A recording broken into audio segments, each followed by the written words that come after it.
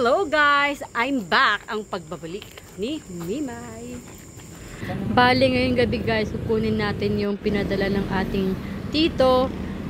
Bali isang claret at saka perfect yun yung hawak-hawak ko. Nandito sila sa loob ng bayong. Silipin lang natin sila dito tapos uwi na tayo para makapagpahinga ng mga bayong. Ito na yung aming bagong aalagaan. Isang claret. Kita nyo ba o madilim? O sa bahay na natin buksan para yung isa para makita nyo yung timano. Ganda! Maganda na siya. Guys, nakikita nyo ba ako?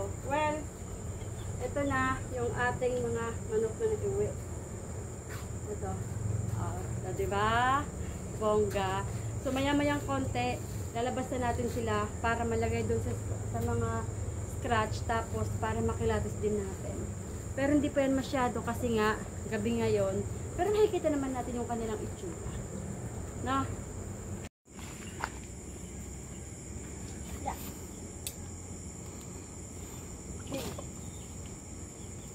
Wait lang. Balik na rin natin.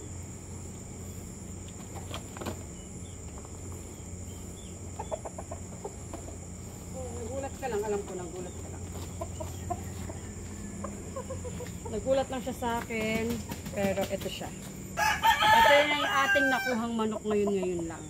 So ilalagay natin siya dito sa loob para makapagpahinga na siya.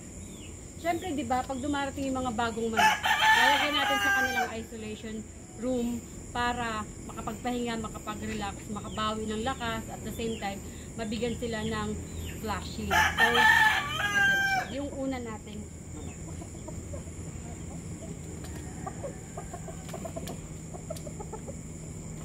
guys, meron pa tayong isa pero maya-maya na yun. Ayan siya guys. Tingnan nyo. Ganda. Siyempre mas makikita pa natin ito na mas maganda pag umaga. Ngayon ano lang yung ilaw natin eh. Ilaw lang. Pero maganda. Next naman yung isa natin kukunin. Dito tayo sa tabi. Ang kanyang bakal.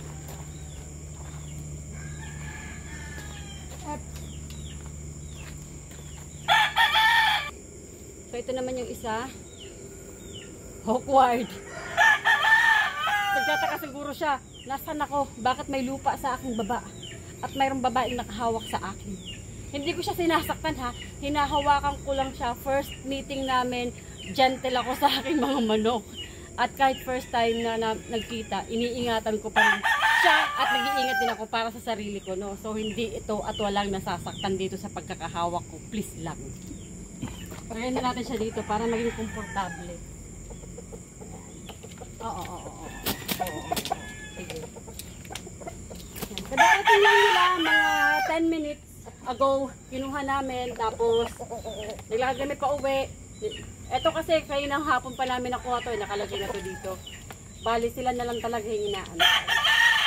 So, ayun guys. Ito muna yung ating video ngayong gabi, tapos bukas tingnan natin sila ng kabuuan. Itong dalawang manok na dumating ngayong gabi. So guys, good night muna sa ngayon. Good morning! Ito na yung ating nakuha kagabi. Ito na yung itsura nila pag umaga. Oh, magulo Amboy. Amboy, wag dyan!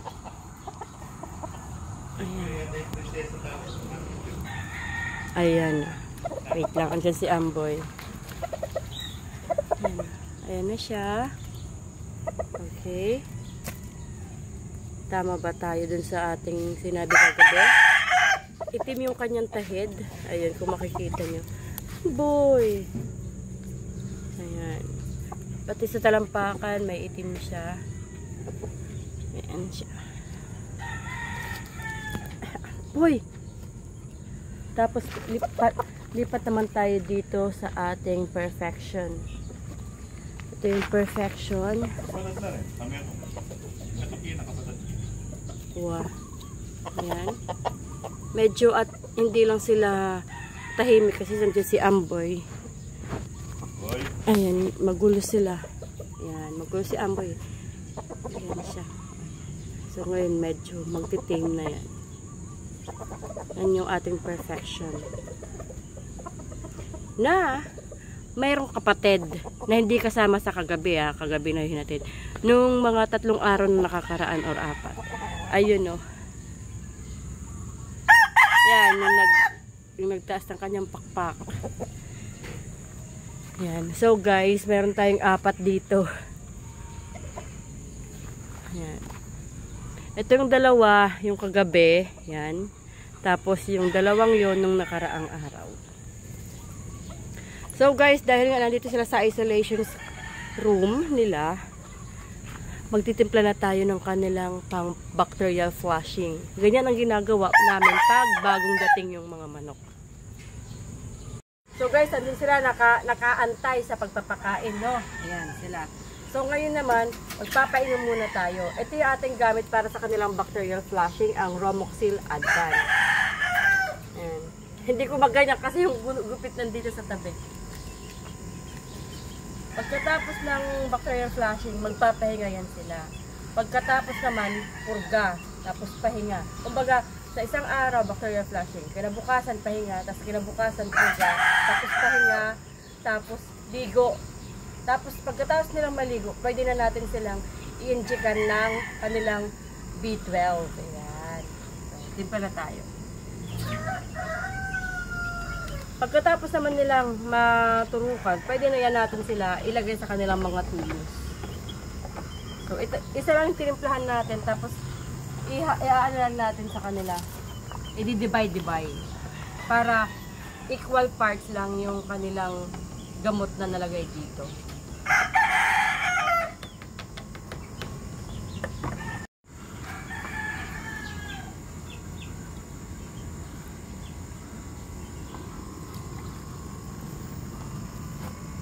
Divide. Okay. Hati-hati sila.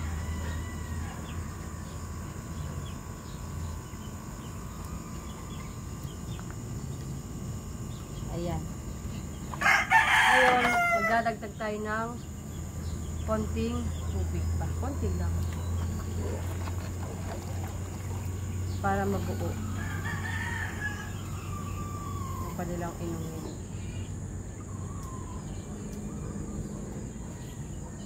Oops. Pag mabigat kasi baka matapon. So ayan, ilalagay na natin sa kanila para makainom na sila. Tapos, sunod naman natin yung kanilang pagkain. Ready na natin.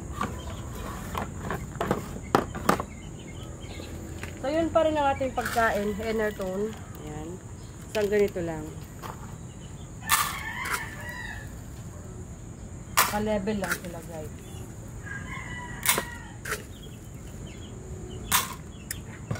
Okay.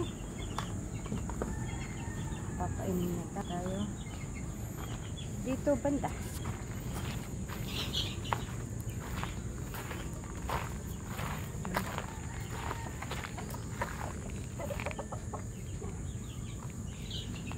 May opening dito. Ayan, o.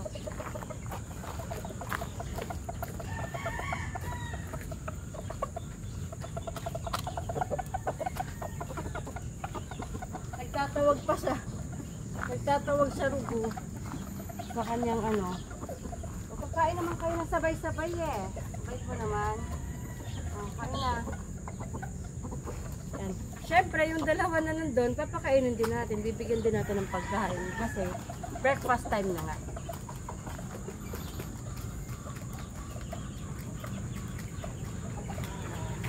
Nauna lang po silang 2 ng bacterial flushing kasi nauna nga silang dumating.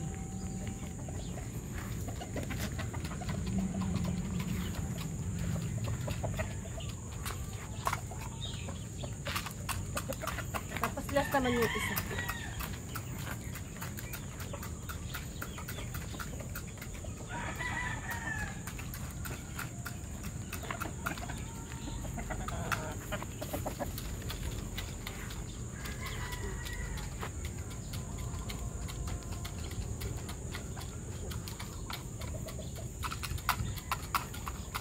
Magana silang kumain, no?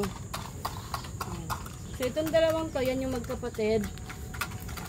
Tapos, ito naman siyempre, yung ating claret. So guys, yan ang aking magandang umaga.